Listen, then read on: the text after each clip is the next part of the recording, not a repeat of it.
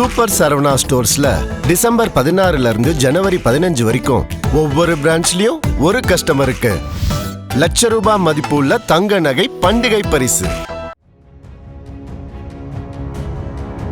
AIADMK spokes person எல்லாம் கூப்பிட்டு விஜய் அட்டாக்ல நீங்க முதல்ல இறங்குங்க.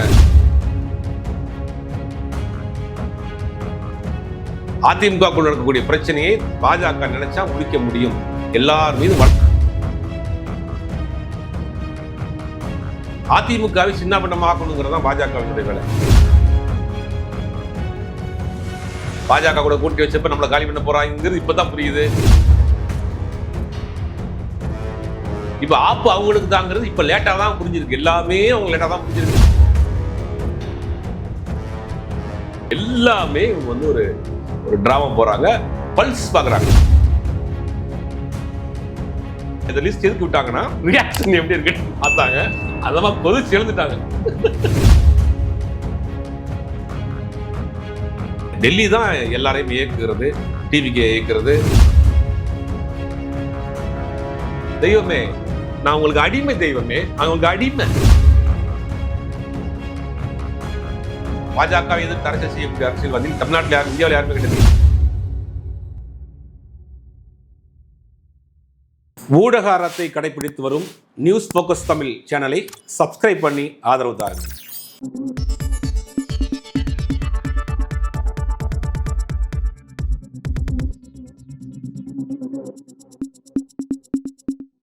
சார் வணக்கம். வணக்கம். விஜயனுடைய இந்த தமிழ்நாட்டு அரசியலில் இப்போ இவர் செஞ்சுட்டு இருக்கக்கூடிய இந்த ஒரு அரசியல் பேட்டர்ன் அப்படிங்கிறது அவரை அதிமுக இடத்தான் ரீப்ளேஸ் பண்ணுற மாதிரியான ஒரு அரசியல் நோக்கி போயிட்டு இருக்காரு அப்படின்னு எல்லாராலும் சொல்லப்படுது. அது அதிமுக உணர்ந்திருக்கா? நீங்கள் அதை எப்படி பார்க்குறீங்க? இல்லை, முதல்ல பாஜக கொடுக்கப்பட்ட அசைன்மெண்ட் என்னன்னா, திமுகவுக்கு காலங்காலமாக போடக்கூடிய அந்த இஸ்லாமிய வாக்குகள், தலித் வாக்குகள், கிறிஸ்தவ வாக்குகள் பிரிக்கிறதுக்காக நிப்பாட்டாங்க. இவர் திமுகவை ஓவரா எதிர்த்தல் என்ன ஆகி போச்சுன்னா, அதிமுகவினுடைய பேஸ் என்னன்னா, உங்களுக்கு பெரிய கொள்கை ரீதியான வேறுபாடுலாம் கிடையாது. திமுக அதிமுகவுக்கும் அதிமுகவுடைய பேஸே வந்து திமுக எதிர்ப்பு தான். அப்ப திமுக எதிர்ப்பை அதிமுகவை விட விஜய் அதிகமாக பேசுறாரு. அப்ப அப்படியே ஓட்டு அங்க பக்கம் ஷிஃப்ட் ஆகுது. போன வாரம்னா ஒரு கட்சி நிர்வாகி, அதிமுக நிர்வாகியை பேசின விருதுநகர் பக்கத்துல அந்த ஊர்ல கிட்டத்தட்ட 800-850 ஓட்டு இருக்கு. அது காலங்காலமா 2024 நாடாளுமன்ற தேர்தலில் கூட 600 ஓட்டு அதிமுக தான் விழுந்திருக்கு. ஆனா அவர் என்ன சொல்றாரு, இந்த வட்டம் முழுவதுமா அப்படி டிவிக்கு போயிடுச்சுங்க. அது வந்து இது என்னன்னா, அதிமுக பலமா இல்லை, ஒற்றை தலைமை இல்லை, பாஜக கூட்டணி, பல்வேறு காரணங்கள், பல்வேறு குழப்பங்கள். அதனால விஜய் வந்து திமுக கடுமையாக எதிர்க்கிறாரு. விஜய்க்கு போயிடும் அந்த 600 ஓட்டு திமுக போயிடுச்சு. இவர்களுக்கு இப்போ லேட்டாக தான் முடிஞ்சிருக்கு. ஐயோ அப்பா, விஜய் காலி பண்ணுறது நம்மளையும் சேர்த்து தான் காலி பண்ணுறாரு. அதை முதல்ல பார்த்தீங்கன்னா எம்ஜிஆர் பேசினாரு, அப்புறம் ஜெயலலிதா பேசினார். அடுத்த மீட்டிங்கில் பாருங்க, தொப்பி போட்டு கண்ணாடி போட்டுறாப்புல, நான் தான் எம்ஜிஆர், நான் வந்து இந்த இளைய எம்ஜிஆர் அப்படின்னு பட்டத்தோட அடுத்த மீட்டிங்கில் பேசலாம் ஆரம்பிச்சிருவாப்புல. அப்போ அதிமுக சரியா கையாளல, அதிமுக பயங்கரமாக பலகீனம் அடையுது, அதிமுக பயங்கரமாக ஒரு ஓட்டை பிரிக்கிறார் அப்படின்னு தெரிஞ்ச பிறகு இப்போ அதிமுக நிர்வாகிகள் பூரா வந்து சமீப காலத்தில் ஒரு வாரத்துக்கு முன்னாடி அதிமுக ஸ்போக்ஸ் பர்சன்லாம் கூப்பிட்டு விஜய் அட்டாக்ல நீங்க முதல்ல இறங்குங்க, ஏன்னா முதல்ல காலி பண்ண திமுக கூட அப்புறம் பார்த்துக்கலாம், முதல்ல விஜய் காலி பண்ணுங்க, இருக்கிற ஓட்டு அந்த தான் பிரிச்சுட்டு போறாப்புல, நமக்குள்ள ஓட்டு நமக்கு திமுக குளிர் ஓட்டு விழுகும், அப்படிதான் போயிட்டு இருந்துச்சு. இப்போ நம்ம ஓட்டு அந்த பக்கம் இது பண்ணிட்டு போறாரு, நீங்க விஜய் டார்கெட் பண்ணுங்கன்னு கூப்பிட்டு ஒரு பேசியிருக்கிறதாக ஒரு தகவல், ஒரு வேக்கப் கால். ஆமா, விளையாட்டு கொடுத்துருக்காங்க, நீங்க முதல்ல விஜய் டார்கெட் பண்ணுங்க, அப்புறம் பார்த்துக்கலாம் அப்படிங்கிற மாதிரி. இப்போ அதிமுக அவங்க தான் தெரியுது. இந்த கரூர் சம்பவத்துல எதிர்கட்சி தலைவர் சட்டமன்றத்தில் பேசுறாரு, யாருக்கு, டிவிக்கு ஆதரவாக மாங்குன்னு பேசினவங்களுக்கு. இப்போ ஆப்பு அவங்களுக்கு தாங்கிறது இப்போ லேட்டாக தான் புரிஞ்சிருக்கு. எல்லாமே அவங்க லேட்டாக தான் புரிஞ்சிருக்கு. பாஜக கூட கூட்டி வச்சப்ப நம்மளை காலி பண்ண போறாங்கிறது இப்போ தான் புரியுது. விஜய்க்கு ஆதரவு கொடுத்த விஜய் நம்ம தான் காலி பண்ண போறாரு இப்போ தான் புரியுது. இப்போ தான் அவங்க லேட்டாக புரிஞ்சுக்கிட்டு எதிர்க்க ஆரம்பிச்சிருக்காங்க. விஜயனுடைய அரசியல் அப்படிங்கிறது இப்போ வந்து ரொம்ப லேட்டாக புரிஞ்சுட்டு அதிமுக எதிர்க்க ஆரம்பிச்சிருக்காங்க அப்படிங்கிறது குறிப்பிடுறீங்க. இப்போ இது கூட இன்னொரு விஷயம் பேச வேண்டியது இருக்கு. செங்கோட்டையன் அவர்கள் என்ன சொல்றாரு அப்படின்னா, அவர்கிட்ட பாஜக பத்தின சில கேள்வி எழுப்பப்படும் பொழுது வந்து அதை பத்தி நான் விமர்சிக்க விரும்புறேன் அவர் கடந்து போறாரு. இவங்களை பாஜக விமர்சனம் பண்றாங்க, அதுக்கு ஒரு பதில் கொடுக்கறதுல கூட செங்கோட்டையன் கூட ஒரு பேக் அடிக்கிறாரு. எப்படி புரிஞ்சுக்கிறது? இவங்களெல்லாம் டிவிக்கு அமிச்சதே பாஜக தானே. இப்போ ஓபிஎஸ் வந்து டிவிக்கு கூட போறாரு, almost confirm, almost 99% confirm. DMK கூட போறதா சொல்ல, அதில் டிஎம்கே எல்லாம் கிடையாது, கன்ஃபார்மா வந்து அவர் டிவிக்கோட போறாரு. அவருடைய மாவட்ட செயலாளர் கூட்டத்தில் ஒரு லிஸ்ட் கொடுத்துருக்காங்க, பேப்பர் மாதிரி கொடுத்து அதில் ஃபுல் பண்ணுங்கன்னு. அது ரெண்டே ஆப்ஷன் தான், டிவிக்கே டிஎம்கே தான். 65% வந்து டிவிக்கே தான் டிக் பண்ணியிருக்காங்க. ஆல்மோஸ்ட் அவங்க ஃபைனல் பண்ணிட்டாங்க. அவர் பையன் ரவீந்திரநாத் வந்து ரொம்ப நாளைக்கு முன்னாடியே டிவிக்கேல தான் அண்டர்ஸ்டாண்டிங்கில் இருக்கிறாரு, வெளியில் சொல்ல வேணாம்னு வச்சுருந்தாங்க. இப்போ அவரும் உள்ள போகிறார். ஓபிஎஸும் பிப்ரவரி மாதம் அந்த முடிவு தான் எடுக்க, டிடிவியும் அந்த முடிவு தான் எடுக்க போகிறாரு, டிடிவியும் அங்கே தான் போகிறார். அப்போ இவங்க வந்து பாஜக வந்து தான் இவங்களை அனுப்புது. எங்கே போயிட்டு வந்து எங்கே சேர்ந்தார்? இதை நீங்கள் ரொம்ப சிம்பிளாக பார்த்தீங்கன்னா, செங்கோட்டையன் யார்? அதிமுகக்காரர். செங்கோட்டையனுக்கு என்ன பிரச்சனை?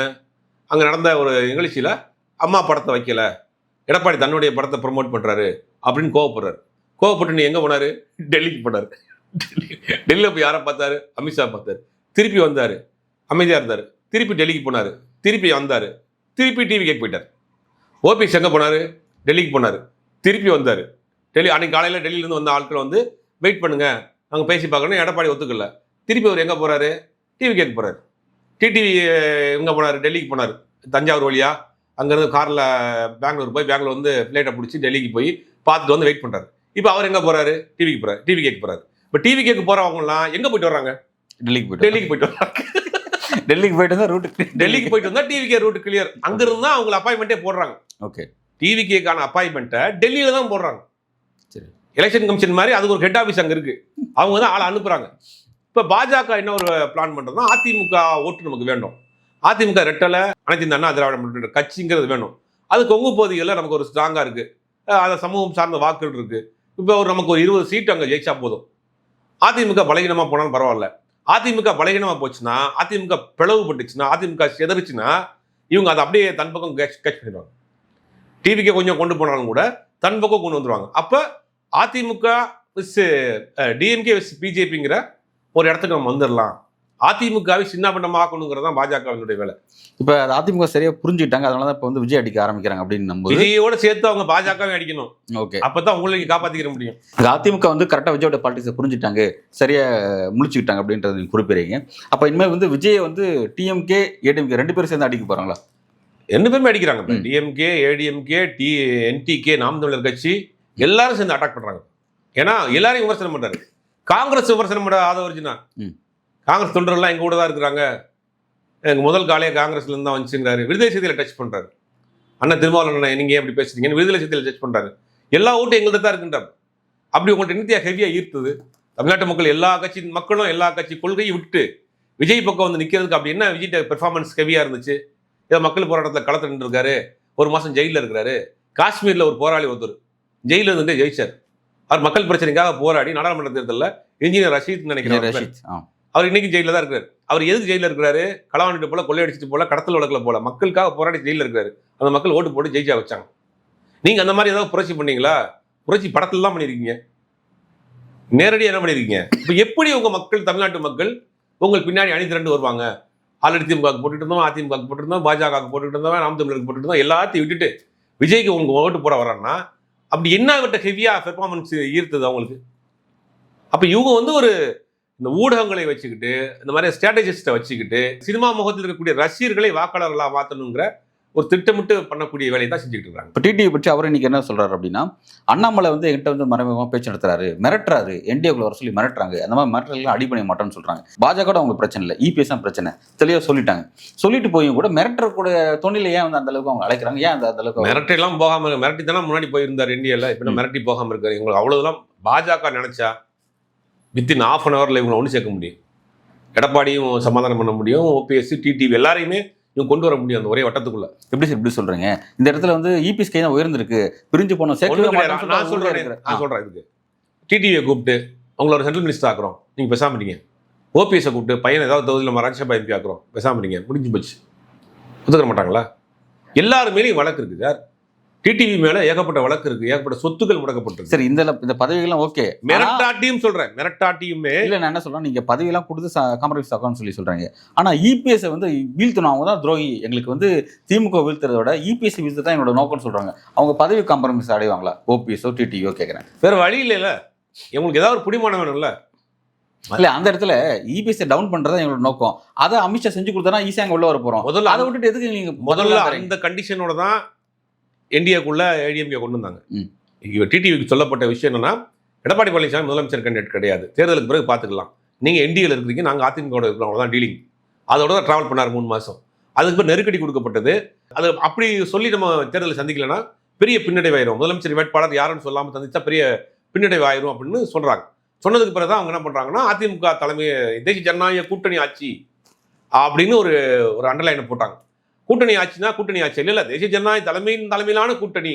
அப்புறம் கடைசியாக தான் அவங்க வந்து ஒரு வழி இல்லாமல் அதிமுக ஆட்சி எடப்பாடி பழனிசாமி கடைசி நேரத்தான் சொன்னாங்க. அப்போ இதெல்லாம் வந்து யாருக்காக சொல்லப்பட்ட செய்தினா, ஓபிஎஸ் டிடிவிக்காக சொல்லப்பட்ட செய்தி.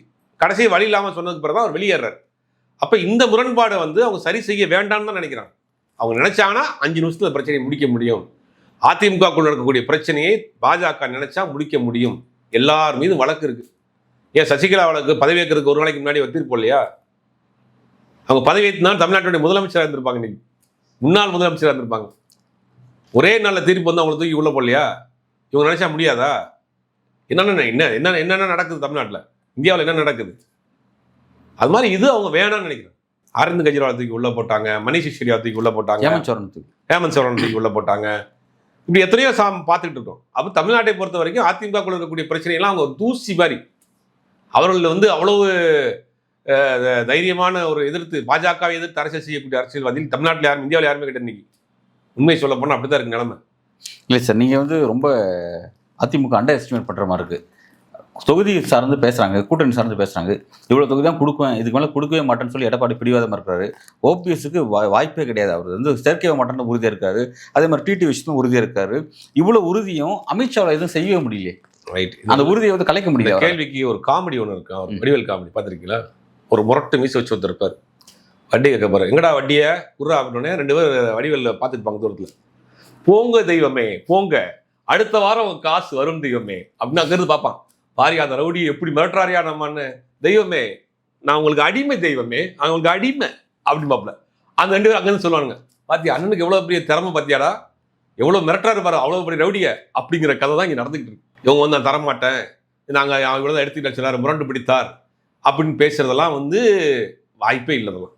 பாஜக வந்து 40 தொகுதிக்கு மேலே அவங்க தனியாகவே தாமரையில் நிற்கணுங்கிற முடிவு பண்ணிட்டாங்க. கூட்டணிக்கு சில சீட்ஸ் கேட்குறாங்க, நாங்கள் பிரித்து கொடுத்துக்குறோம், எங்களுக்கு 20-30 சீட் கொடுங்கன்னு. அவங்க 40 தொகுதியில் நிற்கிறது கன்ஃபார்ம். அந்த 40 தொகுதிக்கு இவங்க செலக்ட் பண்ணுறாங்க. 23 தொகுதி தான் கொடுப்பேன் அப்படின்ற மாதிரி அதிமுக. அது வந்து மேலோட்டமாக விடப்பட்ட செய்தி. அது எல்லாரும் மறுத்துட்டாங்க. அது அந்த செய்தியே கிடையாது. அப்போ 23 பாமகவுக்கு, 23 பாஜகவுக்கு, 6 டிடிவிக்கு, அமமுகவுக்கு, 3 ஓபிஎஸ்க்கு, 6 தேமுதிகவுக்கு. தேமுதிக அண்ணிலாம் கொதிச்சுட்டாங்க, நீங்க நாசமா போவீங்க, விளங்காம போயிருவீங்கடான்ட்டாங்க. யாரை பார்த்து 6 சீட்டு கேட்டேன்? 6 சீட்டு அது திமுக செஞ்ச சதின்னு சொல்லிட்டு ஜெயக்குமார் அவர்கள் அப்படி பால இந்த பக்கம் மாத்தி விடுறாரு. அப்படி போட்டுட்டு இருக்காரு இவரு. அந்த மாதிரி யாரை சொன்னாங்க? யாரு நீங்களா பேசிக்கிட்டு 6 சீட்டு கொடுக்குறீங்களா? உங்களுக்கு அழிவு காலம் வந்துருச்சு, நீங்க நாசமா போயிருவீங்கன்னு சொன்னமா. இப்படித்தான் அந்த வந்த லிஸ்ட், அவங்க போட்ட கணக்கு எல்லாமே இவங்க வந்து ஒரு டிராமா போறாங்க. பல்ஸ் பாக்குறாங்க. அந்த லிஸ்ட் எப்படி, அந்த லிஸ்ட் எதுக்கு விட்டாங்கன்னா ரியாக்ஷன் எப்படி இருக்குன்னு பார்த்தாங்க. அதமா கொதிச்சு எழுந்துட்டாங்க. 6 சீட்டு கொடுப்போம்னு சொல்லி பார்ப்போம் எப்படி ரியாக்ஷன் இருக்கு அப்படின்னு பார்த்துருக்காங்க. 6 யாரு கேட்ட யாரு அப்படின்னு பொங்கிட்டாங்க. ஆக 6 ஒத்து வராது போல, அப்புறம் பார்த்துக்கலாம், வெயிட் பண்ணு. 23 கொடுத்து அவர் பேசாமல் இருக்காப்புல. இப்போ 23க்கு வந்தால் கொஞ்சம் குறைச்சிக்கலாம் வர அப்படின்னு அவருக்கு கம்மி. 6 வந்து அமமுக யாரை கட்டி 6 சீட்டு கொடுத்தீங்க அப்படின்னு அவர் பொங்கினவனே. இதெல்லாம் வந்து ஒரு பல்ஸ் பார்க்குறது. இந்த இவங்க வந்து பேசி முடித்தவனே வந்து அதாவது பியூஷ் கோயல் சொல்லிட்டாரு, நாங்கள் தொகுதி சம்பந்தமாக பேசலன்னு அதிமுக தரப்பு சொல்லிட்டாங்க. இது வந்து சரியான நிமித்தமான சந்திப்பு அப்படின்னு சொன்னாலும் கூட இவங்க லிஸ்ட் கொடுத்துட்டு போயிருக்காங்க. நாங்கள் இந்த தொகுதியில் நிற்க போகிறோம், நீங்கள் யாரையும் போட்டுறாதீங்க, இதான் மேட்ரு அப்படின்னு சொல்லி தான் ஃபார்ம் வச்சுக்க, ஃபைலை வச்சுக்கன்னு சொல்லி கொடுத்துட்டு போயிட்டாங்க. இதான் அதிமுக பாஜக நடந்த மீட்டிங். இந்த கசி விடப்பட்ட செய்தி அப்படிங்கிறது கூட்டணி கட்சியில் எப்படி ரியாக்ட் பண்ணுது, அவங்க எப்படி இதில் வந்து ரியாக்ட் பண்ணுறாங்க அப்படின்னு பார்க்குறப்ப தான் 6 ஆளுக்கு பொங்கி எழுந்திரிச்சிட்டாங்க. சரி ஓகே, ஒன்றும் கோமாத்த இருக்காங்க, ஒரு 2 சீட் எக்ஸ்ட்ரா கொடுப்போம் அப்படின்னு இந்த பார்க்கிங் பண்ணுவாங்கல்ல கடையில் போயிட்டு. இப்போ பிளாட்ஃபார்ம் கடையெல்லாம் பண்ணி வச்சுங்க. இப்போ ரோட்டில் எடுத்துகிட்டு பொம்மை, நான் கூட ஒரு வாட்ச் வாங்கினேன், 800 சொன்னான், 900 சொன்னான் ரோட்டில் போகிறப்ப. இந்த வாட்ச் எவ்வளோங்க? 900 சொல்கிற வாட்சை நீங்கள் எவ்வளோ கேட்பீங்க? குறைந்தபட்ச மனசாட்சியோட ஒரு 200 குறைச்சி கேட்கலாம். நம்ம என்ன கேட்போம்? 200 அப்படின்னு இவங்களுக்கு தெரியும், நீங்கள் வாட்சை வந்து 150 தான் வாங்கியிருப்பான். ஒரு 400 முடியாது சார், 500 குடிச்சான்ட்டான். 900 கேட்டவன் 500 வந்துட்டான். 500 வந்துட்டானே இவன் அப்படின்னே. இல்லைங்க 400 வேணாம் சார், 450 குடிச்சான்ட்டான். அப்புறம் என்ன பண்ணா, வேணாம்ப்பான்ட்டு 2 அடி நகர்ந்தேன், பின்னாடியே வந்தான். சார் 400 கொடு சார் அப்படின்னா. 400 வேணாம்ப்பா அப்படின்ட்டு திருப்பி 4 இருந்தேன். 300 கொடு சார் அப்படின்ட்டான். இப்ப இந்த லிஸ்ட் விட்டுருக்காங்க பாருங்க, இதே நிலைமை தான். 6 சீட்டுன்னு முதல்ல அப்படியே லீக் பண்றது. 6 சீட்டுக்கு கடையை தாத்திட்டு ஓடுறானா இல்ல எதிர்த்து சண்டை போடுறானான்னு பார்ப்போம். 6 சீட்டு உனக்கு கொடுப்போம் அப்படின்னோடனே அந்தம்மா அந்நியார் கொதிச்சுட்டாங்க. கொதிச்சதுக்கு பிறகு தான் அந்த கூட்டணி கட்சியிலே பல்ஸ் பார்க்கறதுக்காக விடப்பட்ட ஒரு நோட்டிபிகேஷன் அது. ஆனா அதுக்கு ரியாக்ஷன் வேற மாதிரி வந்த பிறகு நீ மாத்துவாங்க. என்னோட அசம்ஷன் சரி அல்லது பல மூத்த பத்திரிகையாளர் சொல்றதும் சரி, இந்த இடத்துல வந்து எடப்பாடி பழனிசாமியுடைய நிலைப்பாட்டை அமித்ஷாவில் வந்து இது டிஸ்டர்ப் பண்ண முடியல. அவர் வந்து பிரிஞ்சு போன ஸ்பேஸ் இல்லைன்னு சொல்லிட்டாரு. அதனால தான் ஓபிஎஸ் அவர்கள் அடுத்த அணி நோக்கி நகர ஆரம்பிச்சிட்டாங்க. திரும்ப இதுக்குள்ள வரதை பத்தி இனிமேல் இபிஎஸ்சி சேர்த்துட்டோட நான் உள்ள வர மாட்டோம் அப்படிங்கிறாங்க. அப்போ அந்த இடத்துல வந்து எப்படி வந்து அமித்ஷாவில் டிஸ்டர்ப் பண்ண முடியல இபிஎஸ் மன உறுதி? இதெல்லாம் வந்து இவங்க சொல்றப்பட்ட செய்தி சார். பாஜக நினைச்சா இவங்களை வந்து காம்ப்ரமைஸ் பண்ணி உள்ள கொண்டு போயிடலாம், இல்லாட்டி நம்ம அடுத்த தேர்தலுக்கு பிறகு வேட்பாளர் யாருன்னு முடிவு பண்ணிக்கலாம், முதலமைச்சர் வேட்பாளர்ன்றதான் பண்ணிடலாம். பாஜக தமிழ்நாட்டை பொறுத்த வரைக்கும் கால் பதிக்கணும். அதிமுக அழிச்சா தான் அவங்க வந்து உள்ள வைக்க முடியும். ஒரு கட்டத்துக்கு மேலே அதிமுக இன்னைக்கு பல பேர் அதிமுகவில் போயிட்டாங்க. அதிமுக நிர்வாகி பல பேர் பாஜகவுக்கு போயிட்டாங்க.